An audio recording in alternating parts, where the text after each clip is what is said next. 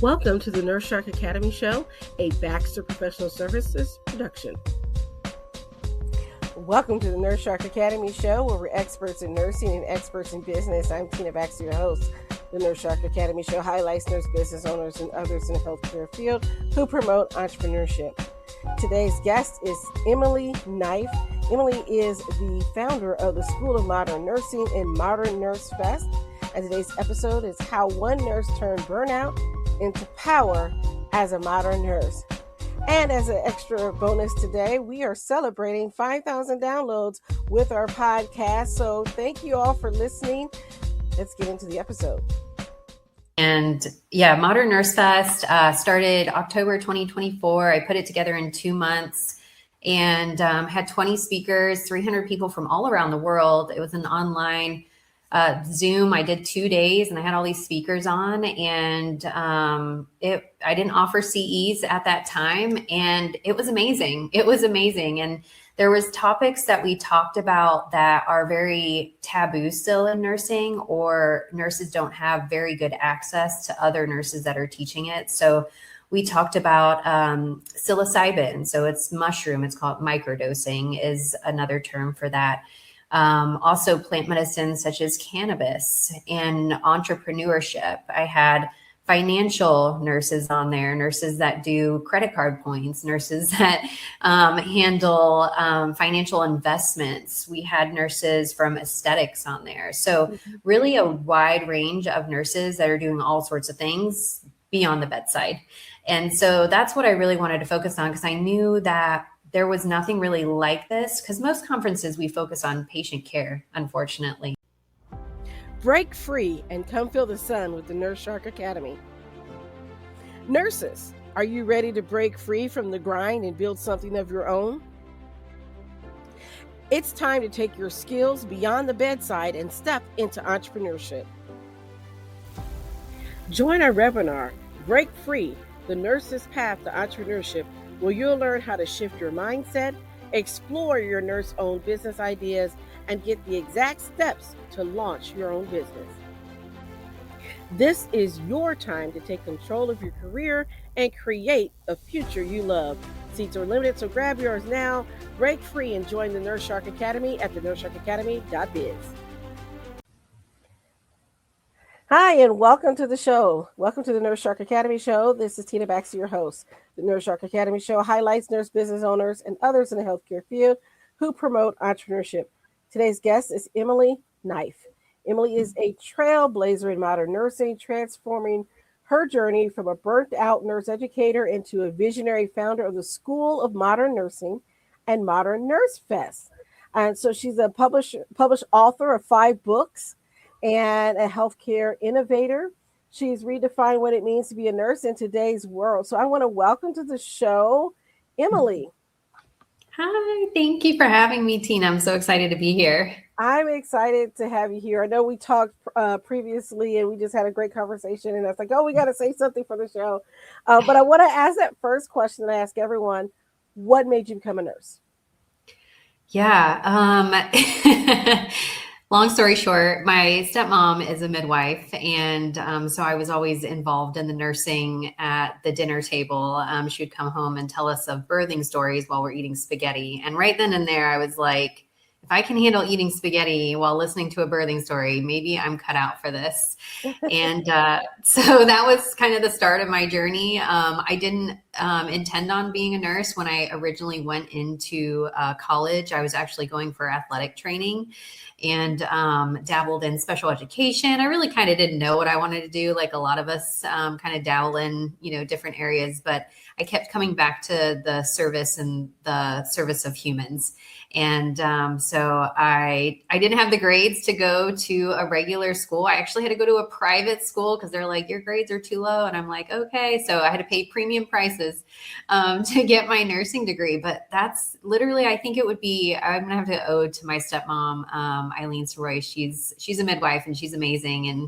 And probably if it wasn't for her, I probably wouldn't be sitting in front of you today with this podcast here. Well, you know what? I look at it this way: you start where you can. And so it doesn't matter if you went to a proprietary school or a private school or, a big fancy university. The fact that you found a way forward, that's what I, Yeah. is important, is what our listeners need to hear. So Yeah. I always look at it, doesn't matter where you start, right? It's where you finish. I Yes. had the privilege of going to three private Christian universities for my career. Yes. But I have friends who went to the community college, and I'm like, that's perfectly fine. I Yeah. actually had a friend who's a nurse who went to the local um, trade school that they had in high school. You would do this training to Yeah. become an LPN, and that's how she got started.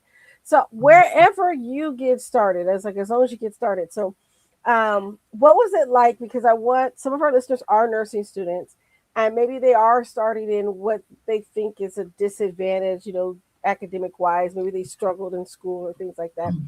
So, what was it like when you were in nursing school? What kept you going? Yeah, the graduation day. I put the graduation day on a big piece of paper and I put it above my study area and I just kept looking at that. And I did like how many days were left. So I had a countdown on my phone, I had a countdown on my wall. And the co-students that I was with, I'm still friends with some of them today. And I think that's what honestly got me through it as well, is like we all trauma bonded, as a lot of us nurses say. We're in the trenches together. And so we really just fed each other positivity and encouragement along the way and really held each other accountable. And I think that's a big thing, not just only in nursing school, but as you go into the field of nursing as well. So yeah, it's, I went through LPN and then I went through an ADN program and then I did a bridge, an ADN to an MSN. So I skipped the BSN and did a bridge program, which is really interesting through Walden University. So that's what's great about nursing, is there's so many different routes you can take. And if you're consistently persistent, you will succeed. So that's the biggest thing I can give you as a takeaway for nursing students, is just being consistently persistent and reach out to your co-students, because we're all in this together. Yes, yes. I really, my undergrad classmates, I love that class because we were like no one left behind. That was our Yeah. motto. Everybody was going to pass. We were going to work together. And I remember sitting at Perkins or Waffle House, and we had these long study sessions before finals week because our class was a little bit smaller that year. And we just wanted everybody to succeed. And we saw what the class ahead of us did, the class that was right ahead of us. And they were all your typical type A, stressed out, fought for every grade. I mean, they would go in tears to the dean, like every week. Right. And we saw that and we're like, yeah, we're not going to be them. Yeah. We're going to Yeah. work together Yes. I love that. Yeah, and help each absolutely. other. We're like, we're not going to be Yes. like that class. So Yes.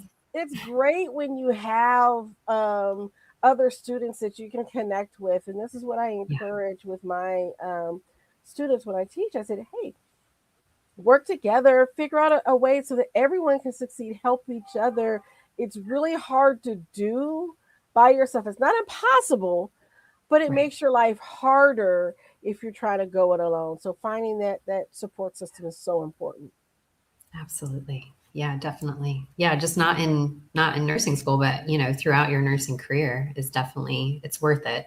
Finding Yeah. somebody that, if you want to do something, finding somebody that might be already doing that, or that you can kind of role model off of or look up to or get coaching with is huge as well. So yeah, I always tell nursing students, like, get on LinkedIn and start finding the people of the things you want to do. Because nurses are really good at, giving our time to nursing students and other nurses, if they're interested in something that we're doing. So yeah, absolutely. Definitely. Stay curious, my friend. Stay curious. Yeah. So, um, what was your first job out of nursing school? I always like to ask that because I'm curious if you started like everybody says, oh, I started in med surg, or you really had a niche of where you wanted to go. What was your first job? Yeah, so when I graduated with my LPN, I worked actually in a community school teaching clinical skills because I loved doing IVs and sutures and things like that. So I actually stepped into a clinical role, and I think that was because I had previous Air Force experience. I was in the Air Force for 4 years in the medical arena. So I think having that background and kind of already having a career beneath me really helped me get into some of these positions and skip over the hospital. So LPN, I was in academia already doing clinical stuff. And I also was working at an integrative pediatrics. So I was just working as a nurse doing vaccines, doing, helping the doctor assist in different modalities and techniques that they were working on as well. So that was LPN. When I graduated from RN, though, I still didn't want to go into the hospital. I've been a patient too much to not want to go back into the hospital. So I was like, what can I do? And I actually became a director of a home health agency in Columbus, Ohio. So that was my first job out of RN school with an associate's degree. I became a director of nursing for home health. And I had no idea what I was doing, but we all figured it out together and we learned. And I went to a couple conferences where they taught how to do different home health forms and things like that. So the company believed in me and they were like, we'll put you through the training. And I'm like, let's go. We're all in this together. So yeah, that's where I started. I didn't hop into bedside, which a lot of the times nurses particularly think that they have to do. And I want to say you don't have to do that. There's way more jobs now. Even 10 years ago from when I started, there's a lot of remote jobs, AI jobs, and different areas that you can get into as a nurse. I would say that definitely because I heard that you're supposed to do med surge, and I did that as a nurse tech. I had wonderful Yeah. mentors at the hospital, and I realized I did not want to do med surge. In fact, I interviewed for a job at med surge at another hospital because I needed a job, and but I really wanted to go into psychiatry. And Mm, so when they didn't hire me right away because I hadn't finished, hadn't taken the NCLEX yet, yeah. I said, "Hey, listen, this other hospital has offered me a job. But if you really want me here, you need to hire me now, put me on as a tech or something." I Yeah. said, because I need a job like ASAP. I'm out of money. And they Yes. took me. They like, okay, if you get this done in a couple weeks or so, I started my first job out in psychiatry, and I don't regret it Yeah. because I think in a way that made me a better nurse. I knew Yeah. the technical things, I started my first IV working in psychiatry. Never Yeah. had a chance to do that in nursing school because they had IV teams, and it just Mm, didn't let us do it.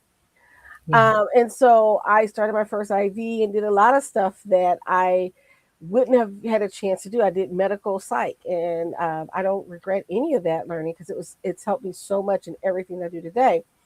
And so Yeah. you're right, you don't have to start there. I mean, yes, it's great to have, and I know there's going to be nurses on here. They're like, no, you need to be in that. I know, I've heard it, We but hear you. We hear you. that's not right for everyone. It's like Yeah. saying everyone needs to be an LPN first, or everyone needs to be a CNA first.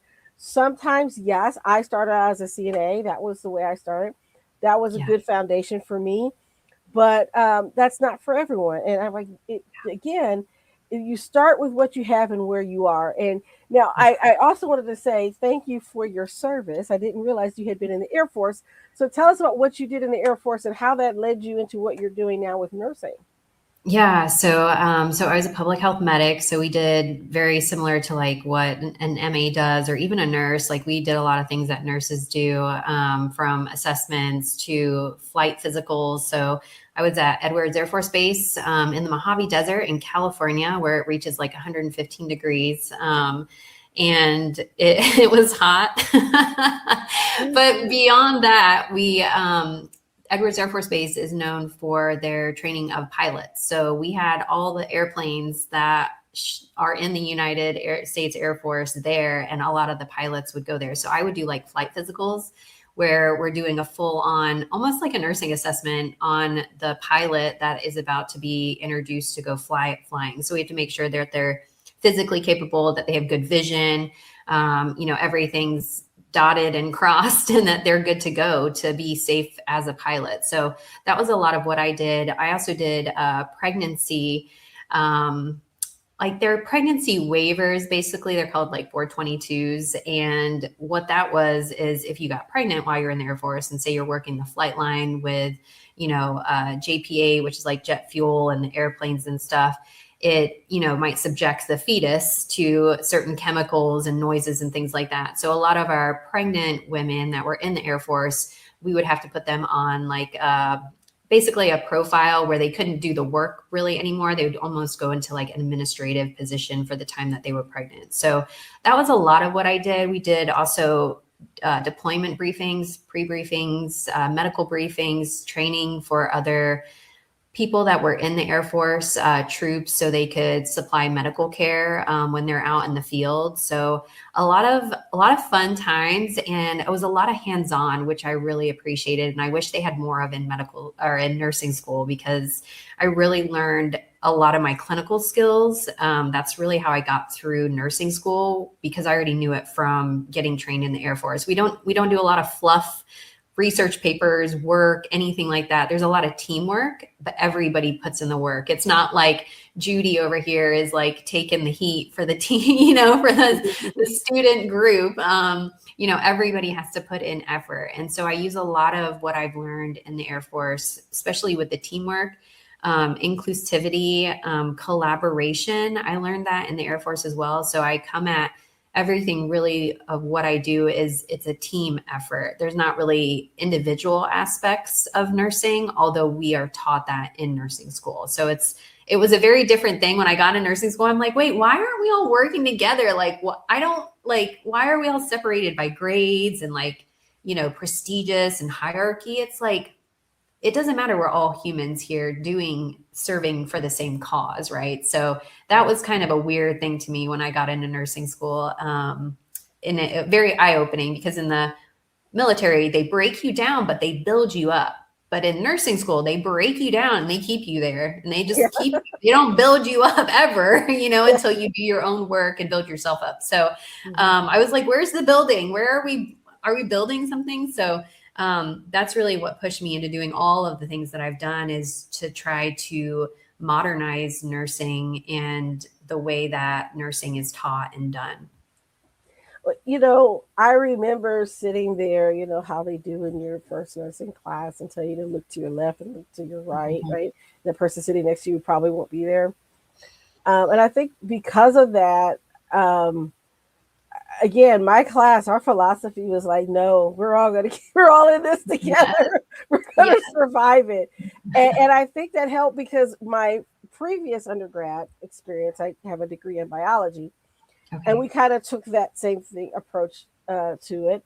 I was in French class. I have a minor in French, and we decided that everybody was going to pass the final for French. So we had 5 questions that you had to go in and answer the questions. Right? Yeah. So we said, that's a lot of French to memorize. So we decided that everybody in our group was going to take one question.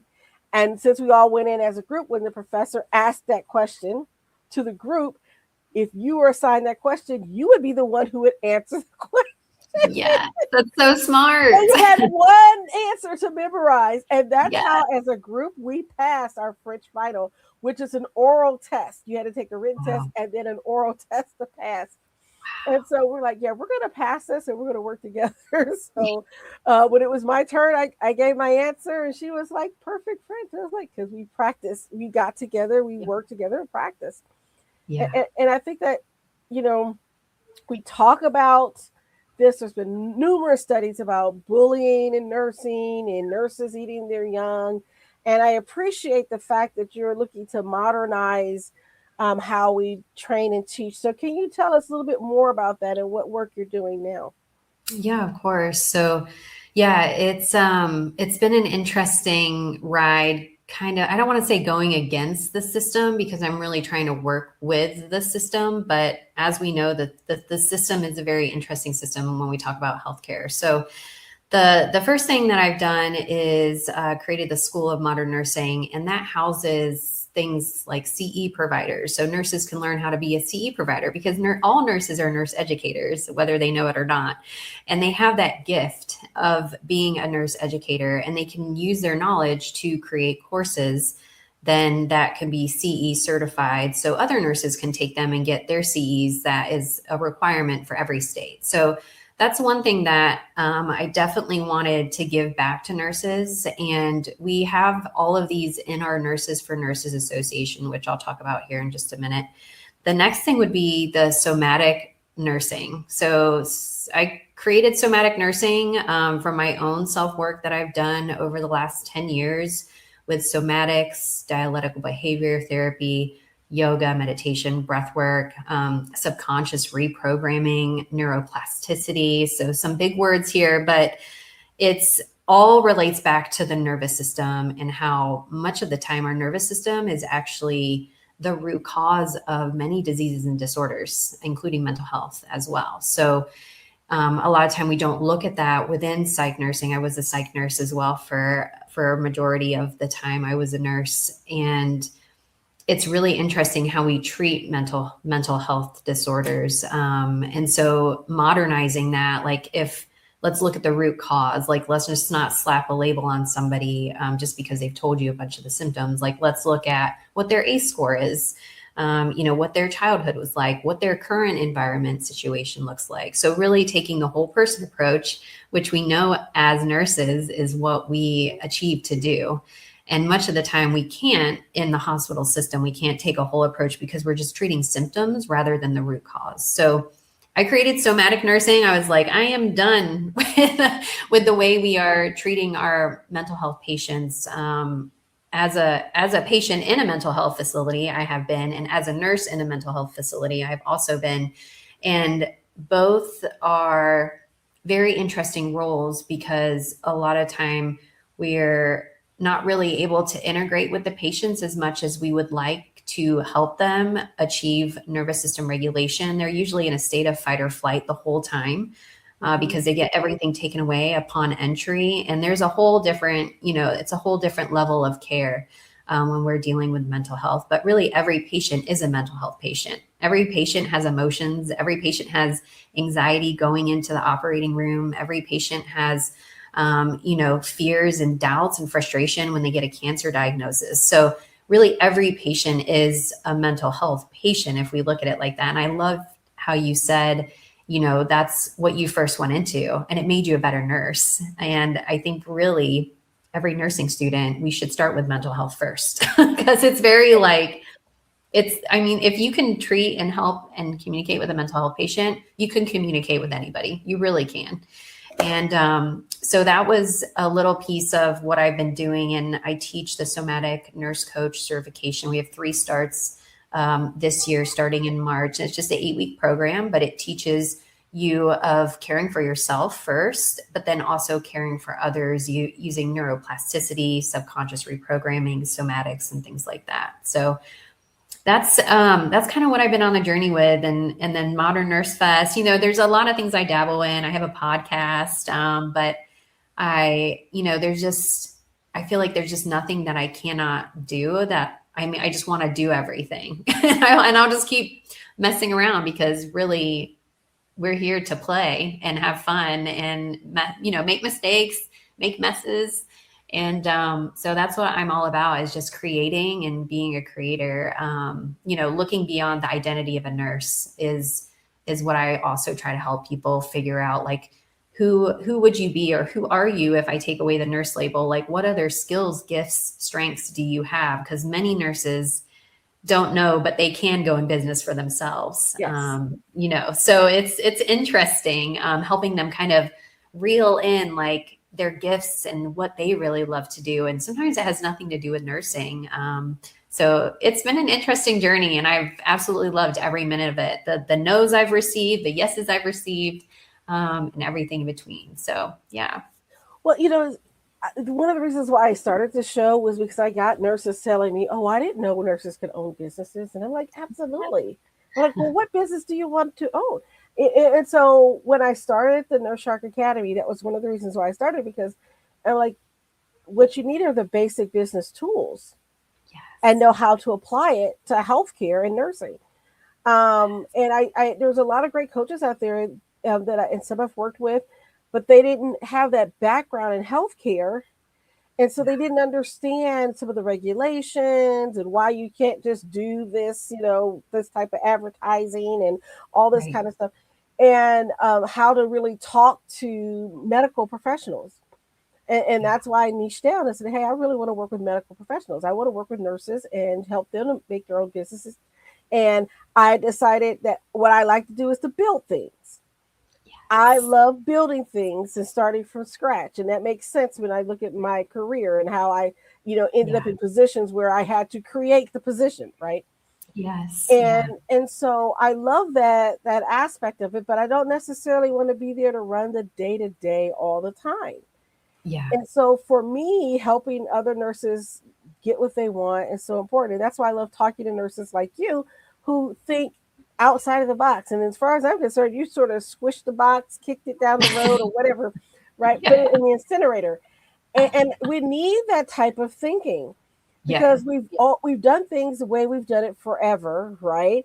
And we Yeah. need to move away from that. And now we're at a crucial point in nursing where we are not really redefining who we are. I'm going to say rediscovering who we Yes. are because Yeah. so much of modern medicine has taken away from us as nurses. And now we're really getting back to the root of who we are and what we are and what we do. And I know you've heard of the whole nurseology movement and everything like Yeah. that. Yeah. And that's so very important. And so I think by reclaiming our voice as nurses and being able to stay there and stand on those stages and be at the boardroom and sit in our chair at the table. And Yeah. I'm the type of person that I don't want just a chair at the table. I want to own the table. Yeah. I want Exactly. to own the table. I want to Yes. invite you to my table. How about that? And so that's how I think.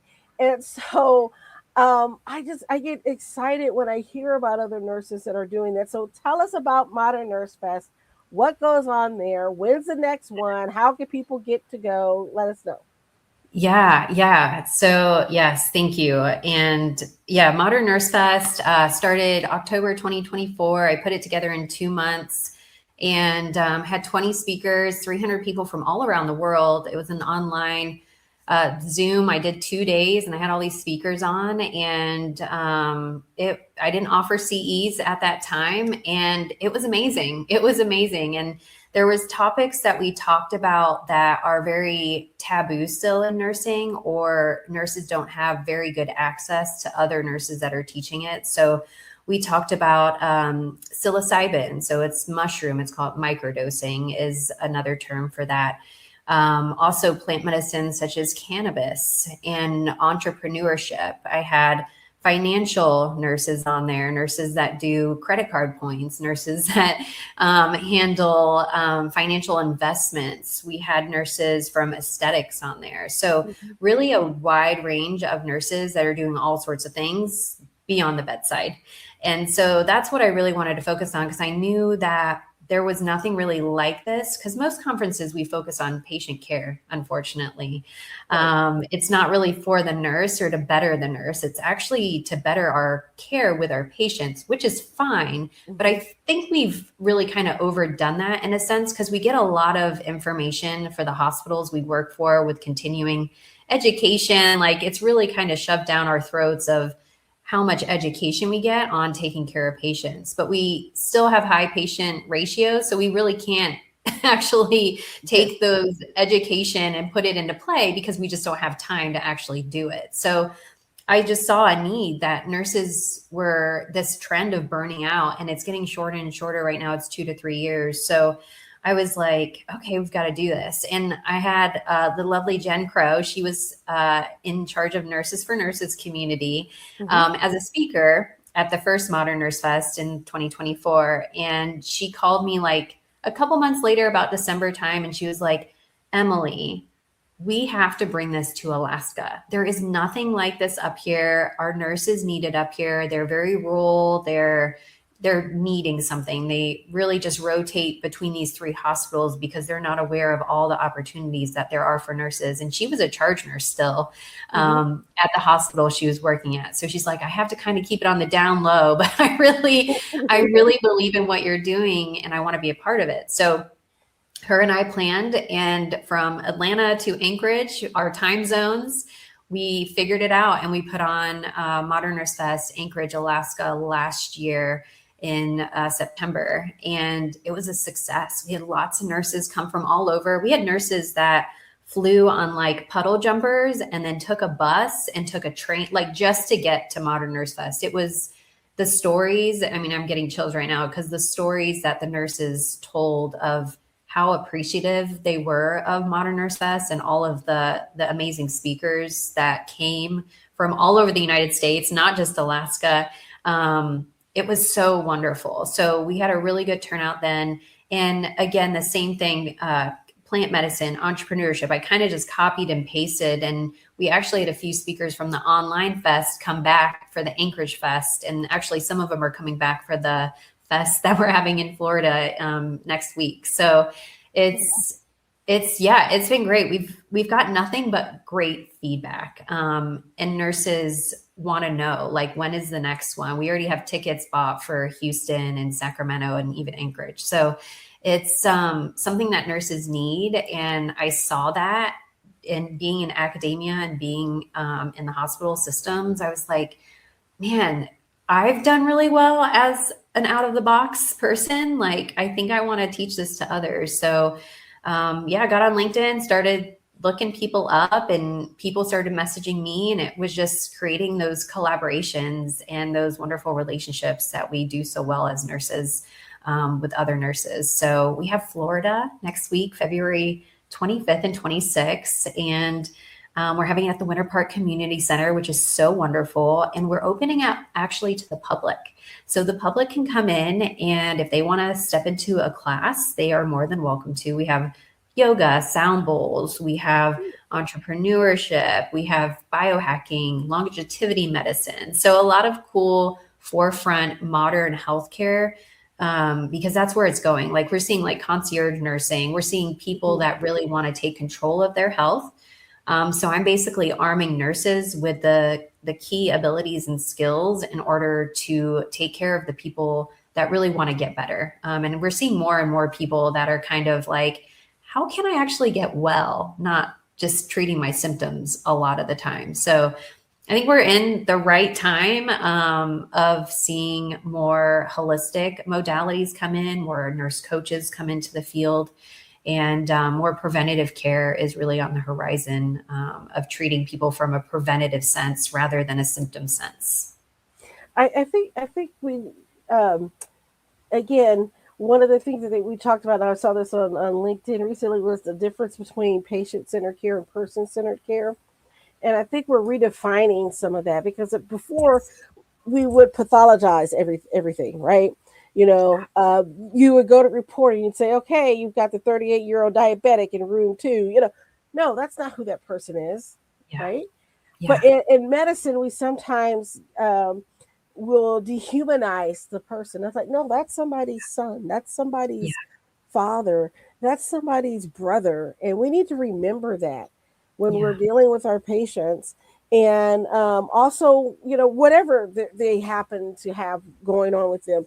And I always tell my clients, I said, you're not your disease. Yes. Right? Yeah. Okay. So, schizophrenia may be part of your identity, but it's not your whole identity. Yeah. You're not your disease. And so we need to do that, and do it in such a way to own it as part of our nursing practice.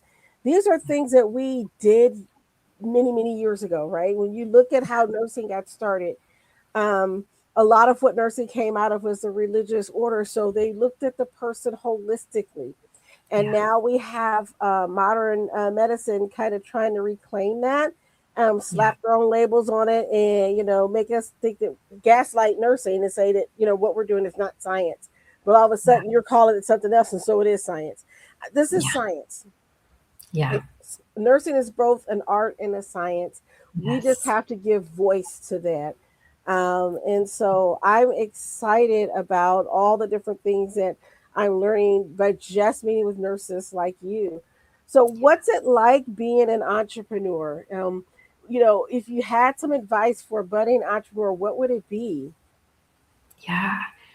Yeah. So know that you're trading in a risky career, which I say risky when I talk about nursing because you can get fired at any time and you're really just being told what to do. So I always say regular traditional nursing is very risky. Becoming an entrepreneur, there is zero risk. There really is zero risk because you know that you're going to do everything in your right power to figure some shit out. Like if something's not working, like you're not going to go to the charge nurse or the executive director or another nurse.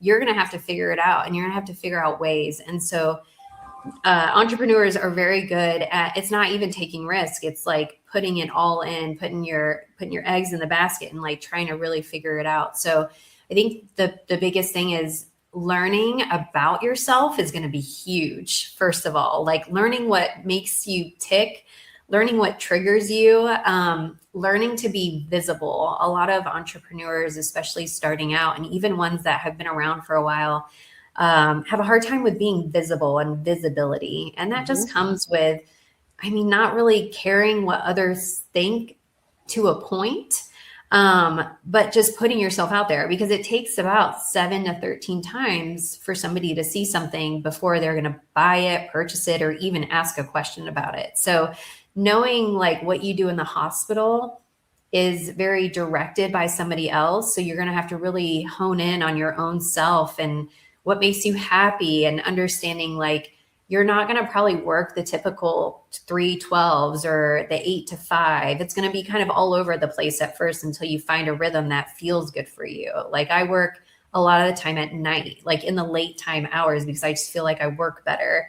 So everybody just has to figure out their groove. But I think the biggest thing is tapping into yourself and really kind of learning about yourself first and learning are the habits that you have, maybe the habits of procrastination, is that maybe from a trauma or an ACE score that you can check out, right? So Yes. a lot of the nurses I work with go through the Somatic Nurse Coach program. Not that they bring it so much into their client care, they do, but it's really helps them so much figure out like who they are, what they really want, because they're not in that nurse identity really anymore. It's a transition into a self identity. Like, who do you want to be now? Like, how exciting is this? Like, you have a blank canvas.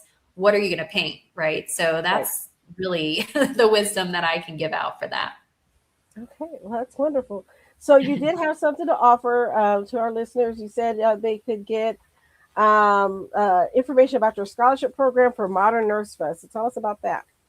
Yeah. So we offer scholarships. So Nurses for Nurses is the association that Jen had, and now we are co-creators in that. And Nurses for Nurses is exactly what it is. It's not a stuffy like pantsuit association. We will return your calls. We will return your emails. This isn't an exclusive hierarchy situation. So we want every nurse to be able to attend Modern Nurse Fest. So we put a lot of the money back in from our Modern Nurse Fest into this beautiful grant program that we have for scholarship. So if you're a nurse and you want to come to Modern Nurse Fest, I highly urge you to go to modernnursefest.org, and there'll be a pop-up that comes up for a scholarship, or you can click on any of the locations and fill out a scholarship application.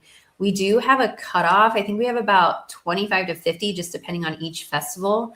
But we do have programs as well for nursing students. So if you're a nursing student, please reach out to me personally. And I know the founders, just kidding, I am the founders with Jen Crow, but we will get you in probably for free. Like that's how this goes. We want to be different than any other conference because we're not a conference, we're a festival. We're here to celebrate nurses and celebrate what nursing can be for every single nurse. That sounds wonderful. And so, give us the website again. Is it modernnursefest.com? .org, but you can use .org. .com. They both, the Okay. .com, whatever you're feeling, it will go to the .org website. So we do have a redirect on that. Yeah. Okay. All right. Perfect. So, be sure to check out the show notes because I will put all those links for all the different entities and where you can get your scholarship. I'll put that in the show notes as well. And so you'll have access to that. So, did you have any parting words for us before we sign off for today? Just have a little bit more fun in life. Just try to be a little bit lighter, right? Like there's a lot of distraction, especially currently going around on, social media and the world. So if at any point you just feel heavy, remove yourself from whatever is making you heavy, whether it's social media, whether it's a toxic environment, whether it's a job, a relationship. Just be very cognizant of how you feel and what you notice about yourself.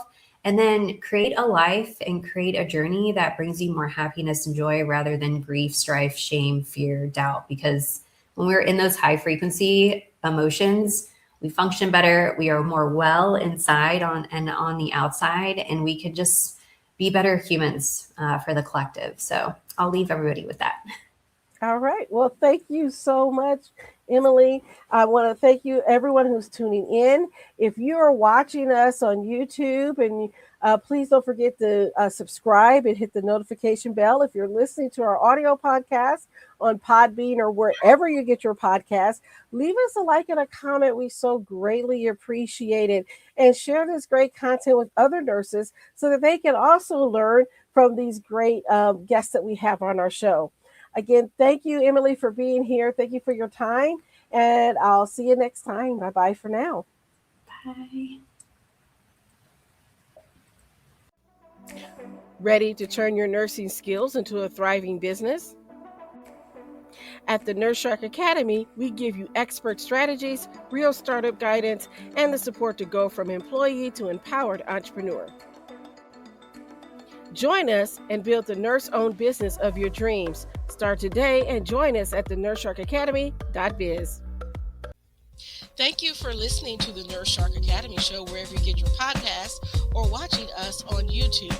Don't forget to like and subscribe, and don't forget to hit the notification bell so that you'll know when all of our episodes come out. If you want further information, you can contact us on the nursesharkacademy.biz.